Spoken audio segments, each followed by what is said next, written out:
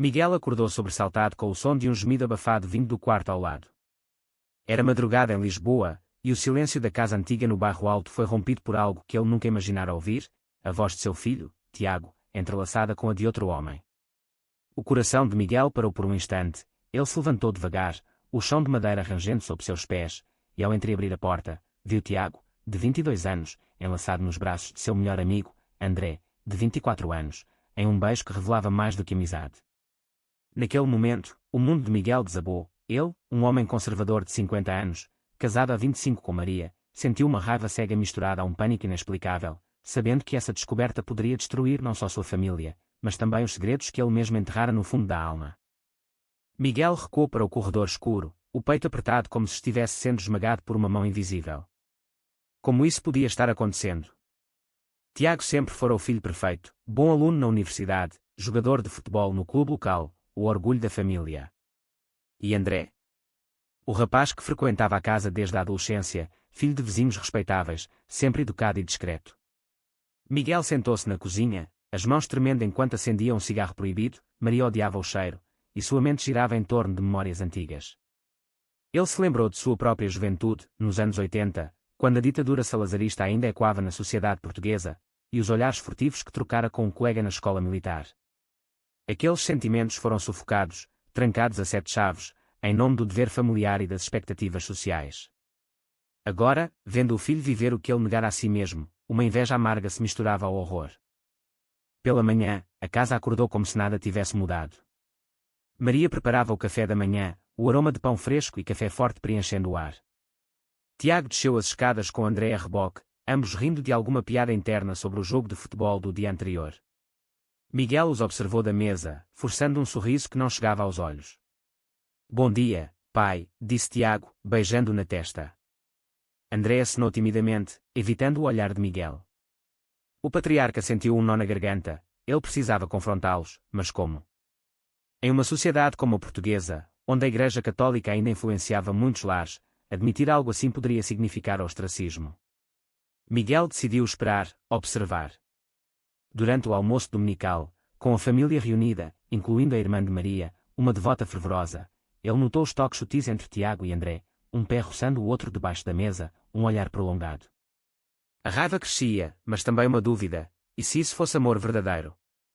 E se ele, Miguel, estivesse projetando seus próprios medos?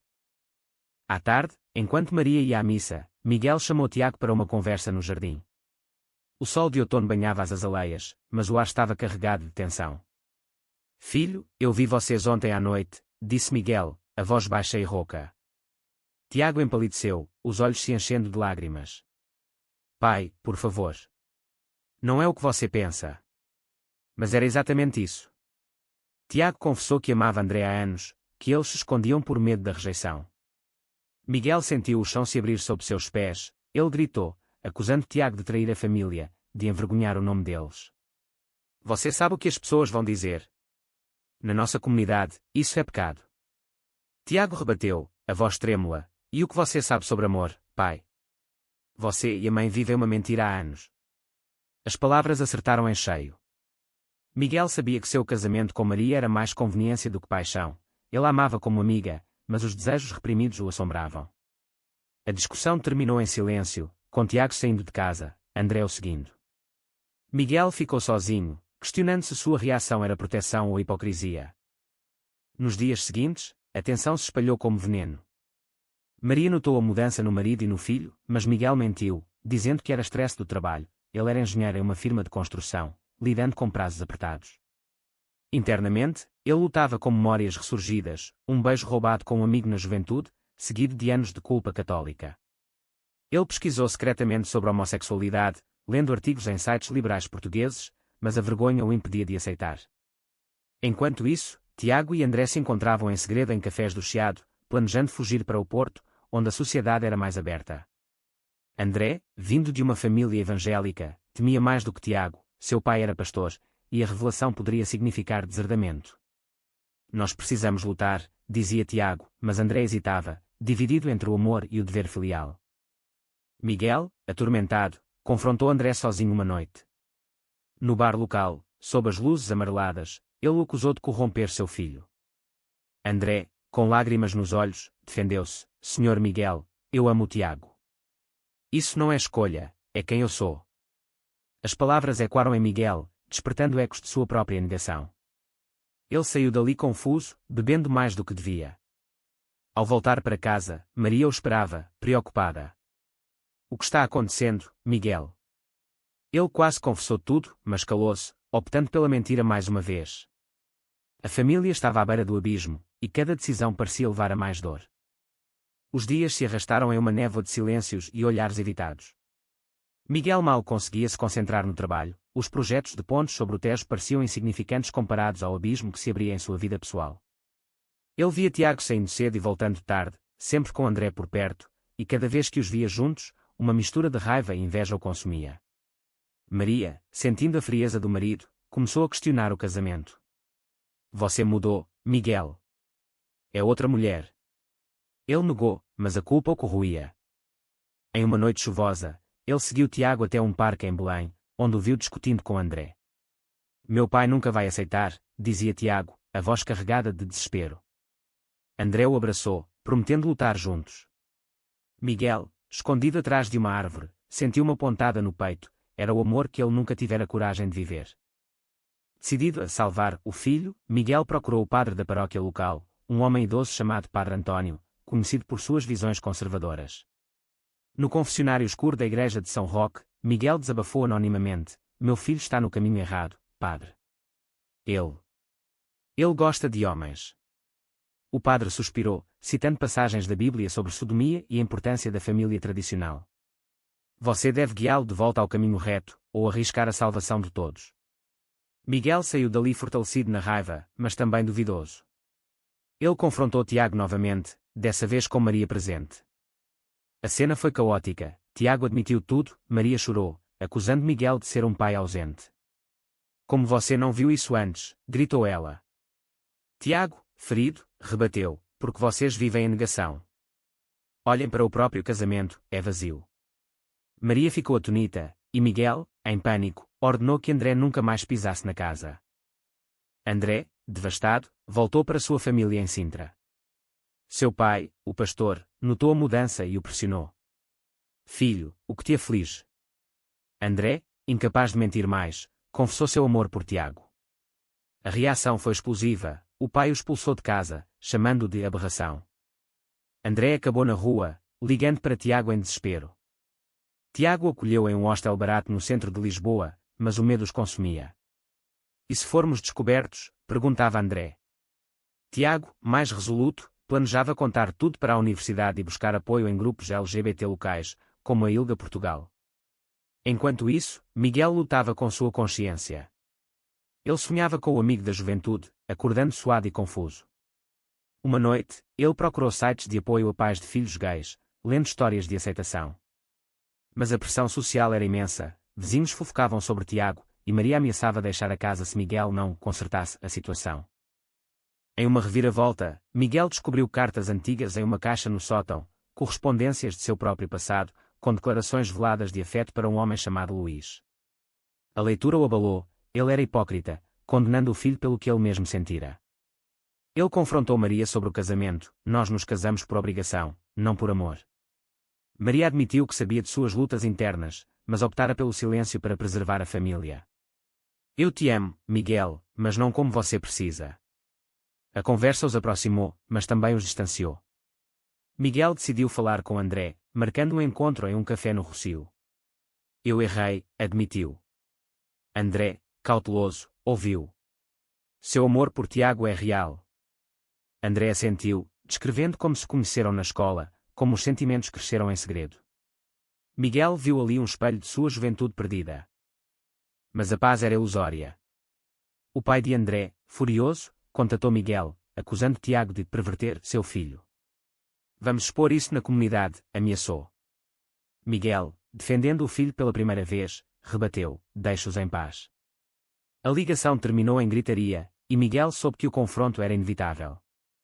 Tiago, sabendo da ameaça, decidiu enfrentar a família de André. Em uma reunião tensa na casa em Sintra, com pastores e parentes presentes, Tiago defendeu seu amor: isso não é pecado, é humanidade. O pai de André o expulsou novamente, mas uma tia, mais liberal, ofereceu abrigo. A divisão familiar se aprofundava, e cada personagem pagava um preço. Tiago perdia a inocência, André a segurança, Miguel a ilusão de controle. A tensão escalava como uma maré alta no Atlântico. Miguel, agora dividido entre lealdade à tradição e amor pelo filho, procurou terapia em uma clínica discreta em Lisboa. O terapeuta, um homem progressista, o questionou: o que você teme mais, a sociedade ou si mesmo? As sessões desenterraram traumas, a repressão da era pós-revolução dos cravos, quando a liberdade veio, mas não para todos. Miguel admitiu que sentira atração por homens, mas escolhera o caminho certo: casamento, filhos, estabilidade. Mas a que custo? Perguntou o terapeuta. Miguel saiu dali abalado, questionando suas escolhas. Tiago e André, vivendo juntos no hostel, enfrentavam a realidade crua. André perdeu o emprego em uma loja de souvenirs por causa de rumores espalhados pelo pai. Tiago, na universidade, sofreu bullying de colegas conservadores. Viado, sussurravam nos corredores. Ele se juntou a um grupo de apoio LGBT na Faculdade de Letras, encontrando solidariedade em histórias semelhantes. Uma noite, em um evento da rede Exaeco, eles compartilharam sua jornada, ganhando forças. Mas o amor deles era testado. André, traumatizado, sugeriu uma pausa. Talvez seja melhor nos separarmos para não nos destruirmos. Tiago recusou, beijando-o com fervor: nós lutamos juntos ou caímos juntos. Maria, sentindo-se traída pelo silêncio do marido, procurou consolo na irmã. Mas a cunhada, devota, a aconselhou a salvar a alma do filho, através de orações e talvez uma terapia de conversão, prática controversa, mas ainda sussurrada em círculos católicos portugueses. Maria recusou, defendendo Tiago: ele é meu filho, não um pecador. Isso a isolou da família extensa, pagando o preço da lealdade. Ela confrontou Miguel: você precisa escolher, apoiar nosso filho ou perdê-lo. Miguel, em lágrimas, prometeu tentar. O clímax se aproximava com uma reunião familiar orquestrada por Miguel. Em uma casa alugada no Alentejo para privacidade, ele reuniu todos: Maria, Tiago, André e até o pai de André, que veio relutante. A discussão foi feroz. O pastor citou Levítico, Miguel rebateu com argumentos de compaixão moderna. Tiago e André contaram sua história, expondo as dores da ocultação. Nós nos amamos, e isso não machuca ninguém, disse André. O pai dele saiu furioso, deserdando o filho definitivamente. Miguel, vendo a dor de André, o abraçou pela primeira vez: você é bem-vindo na nossa família. Mas o gesto foi alto, Maria chorou pela perda da harmonia, Tiago sentiu culpa por dividir todos. De volta a Lisboa, Miguel enfrentou as consequências sociais. No trabalho, rumores se espalharam, um colega o evitou, outro o apoiou em segredo. Ele se juntou a um grupo de pais de filhos LGBT, compartilhando sua jornada. Uma revelação veio quando encontrou Luís, seu amor da juventude, agora um homem casado e aberto sobre sua bissexualidade. Você poderia ter sido feliz, disse Luís. Miguel refletiu sobre as escolhas erradas, prometendo não repetir com Tiago. André, sem família, encontrou trabalho em um café gay-friendly no Bairro Alto, reconstruindo sua vida. Tiago o apoiava, mas as cicatrizes permaneciam. Em uma noite, eles discutiram o futuro: casar, adotar. Mas a sociedade portuguesa, apesar de leis progressistas, ainda carregava preconceitos rurais. Miguel, observando de longe, sentia orgulho misturado a arrependimento. Com o tempo, as feridas começavam a cicatrizar, mas novas surgiam. Miguel e Maria decidiram pela separação amigável, reconhecendo que seu casamento era uma fachada. Nós merecemos ser felizes, disse Maria, mudando-se para um apartamento em Cascais. Miguel, sozinho na casa velha, explorava sua identidade. Ele saiu com o homem pela primeira vez, em um bar discreto, sentindo uma liberdade tardia. Mas a culpa o assombrava: era traição ao passado. Tiago, vendo o pai mudar, o apoiou: pai, você também merece amor. André enfrentava depressão pelo deserdamento. Ele procurou terapia, lidando com a rejeição interna. Tiago o ajudava, mas o relacionamento tensionava. André culpava Tiago indiretamente pela perda. Se não fosse por você, eu ainda teria uma família. Tiago, ferido, rebateu: eu sou sua família agora. Eles quase se separaram, mas uma viagem ao Algarve os reconectou, caminhando pelas praias, falando de sonhos. A sociedade intervinha, um artigo no jornal local expôs a história anonimamente, graças a fofocas do pastor. Família dividida por amor proibido, lia a manchete. Miguel foi questionado no trabalho, quase perdendo uma promoção. Ele defendeu publicamente em uma carta ao editor: o amor não tem gênero. Isso tornou um improvável ativista, falando em eventos LGBT. Maria, em sua nova vida, encontrou paz em um grupo de mulheres divorciadas. Ela visitava Tiago e André regularmente, cozinhando pratos tradicionais como bacalhau, simbolizando aceitação. Mas o pai de André planejava uma intervenção, contatando autoridades religiosas para salvar o filho. André recusou, cortando laços definitivos. Miguel, em uma reflexão profunda, escreveu uma carta para Tiago: eu errei em te julgar. Meu medo era meu. Tiago respondeu com perdão, fortalecendo o laço. Mas o preço era visível: envelhecimento precoce em Miguel, ansiedade em André, resiliência forçada em Tiago. À medida que os meses passavam, a família reconfigurada encontrava um novo equilíbrio. Miguel, agora abertamente apoiador, participou da Marcha do Orgulho em Lisboa, caminhando ao lado de Tiago e André. As cores do arco-íris contrastavam com sua vida cinzenta anterior, e ele sentiu uma liberação.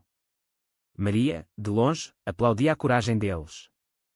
André, com novo emprego em uma ONG LGBT, canalizava sua dor em ajudar outros. Eu perdi uma família, mas ganhei uma causa, dizia. Mas nem tudo era resolução. Miguel enfrentou rejeição de velhos amigos, isolando-se socialmente. Tiago perdeu bolsas de estudo por preconceito velado. André lutava com depressão recorrente, questionando se o amor valia o sofrimento. Em uma reunião final, eles debateram as escolhas: foi certo esconder tanto tempo? Perguntou Tiago. Miguel admitiu: não, mas o medo nos molda. A história culminou em um casamento simbólico entre Tiago e André em uma capela liberal no Porto, com Miguel como padrinho. Maria chorou de alegria, o pastor ausente. Mas o passado ecoava, uma ligação anônima do pai de André, amaldiçoando-os. Eles ignoraram, focando no futuro. No fim, cada um pagou um preço alto pela autenticidade: famílias partidas, corações feridos, mas almas livres. Foi a escolha certa revelar tudo, ou o silêncio teria poupado mais dor?